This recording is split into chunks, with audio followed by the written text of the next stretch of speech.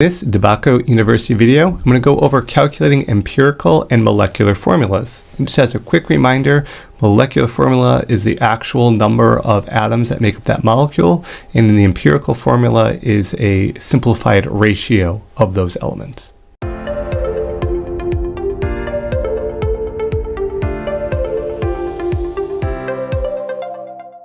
All right, let's go over empirical formula here, which as a reminder shows the smallest whole number ratio of atoms in a compound.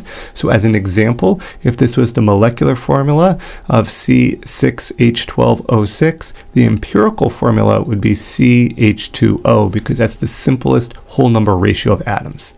Now, to determine the empirical formula from percent composition, you want to assume that you have 100 grams of the sample and calculate percent composition of the sample. I have another video on going over that.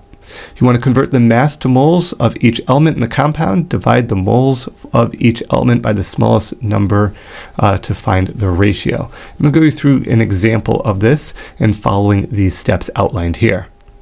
So let's look at an example here. The question is an analysis of 10.15 gram sample of a compound known to contain phosphorus and oxygen indicates that the phosphorus content is 4.433 grams. The question is, what is the empirical formula of this compound? So let's start breaking this down through the different steps.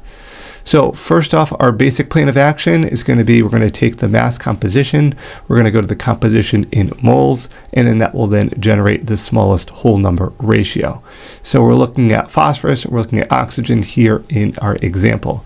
And just another example here, looking at aluminum and oxygen, number of moles to atom, the mole ratio, and then the simplest ratio of those. These are the basic steps we're going to be carrying out for this specific example. So let's build on this. Well, what's the mass of oxygen? Is going to equal the total mass minus the mass of phosphorus. So we have our mass of our sample, indicated right here, 10.15 grams. We're subtracting the mass of the phosphorus, and we get 5.717 grams of oxygen. So we can conclude now we've got 4.433 grams of phosphorus and 5.717 grams of oxygen. Now we need to do the composition in moles, so we take that mass and we divide it by the molar mass that we find on the periodic table. We get this many moles of phosphorus. We do the same thing for oxygen, take that mass, divide it by the molar mass found on the periodic table, times it by 1 mole, we get this many moles of oxygen. So what we've done, we've converted these masses to mole numbers. Now we will need the smallest whole number ratio. So we take those moles that we just calculated and we divide it now by the smallest number here, which is the 0.1431 for phosphorus. We divide each of those, we get 1 mole of phosphorus because that divided by that is the same number equals 1. We take the moles we calculated for oxygen, divide by that, 2.49 moles of oxygen. However, because of this example, we have to multiply by 2 because within the nearest whole number ratio, we can't have 2.5 moles. So we multiply by 2 to get this to 2, and this will be essentially 5. So that means that the empirical formula of this compound would be P2O5. And those are kind of the steps we kind of go through for that.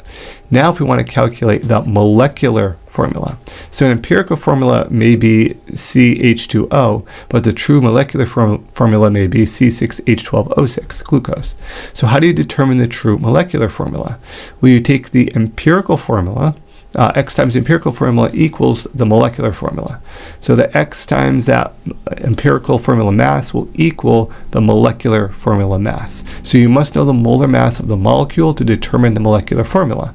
So let's go through an example of this.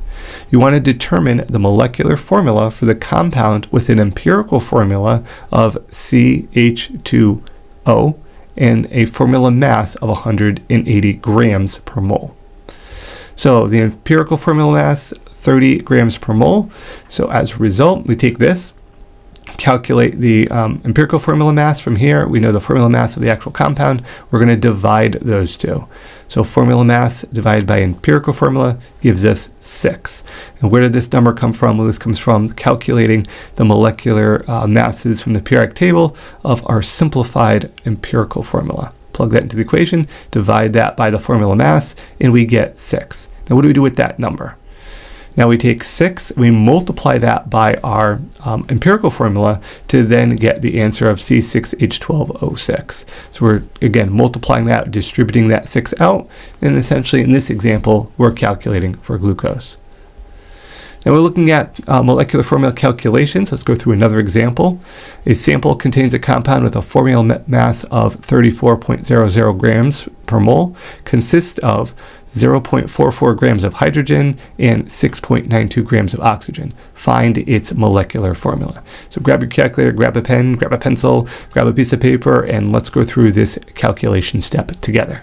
All right, so our first step is going to be to find the empirical formula. So we take the masses provided and we go to the periodic table, we get the molar mass.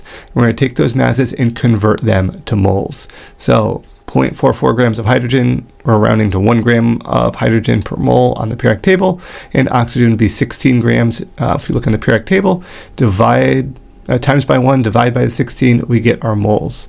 So we've got, again, moles calculated from the masses, because we first want to find that empirical formula there. And we could see we've got essentially 0.44 moles of hydrogen and 0.43 moles of oxygen. So therefore we've got a 1-to-1 mole ratio, so the empirical formula would be H and O.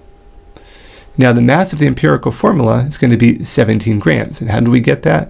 Well, if we're looking at 1 hydrogen and 1 oxygen, back to our periodic table, add them together, 17 grams per mole. What do we do with that number? We take our 34 grams per mole from our stated in the question formula mass, divide it by the empirical formula here, mass at 17 grams, and we get an answer of 2. We take that 2, and we're going to multiply that 2 by our empirical formula so that the answer to this question for the molecular formula would be H2O2. So this takes a little bit of going through. I don't know if this example, if you follow this, would help you as well, but this gives you another question, goes through the basic breakdown, has it in nice contrasting colors. Maybe that might be easier to organize. The same basic process that I showed you here.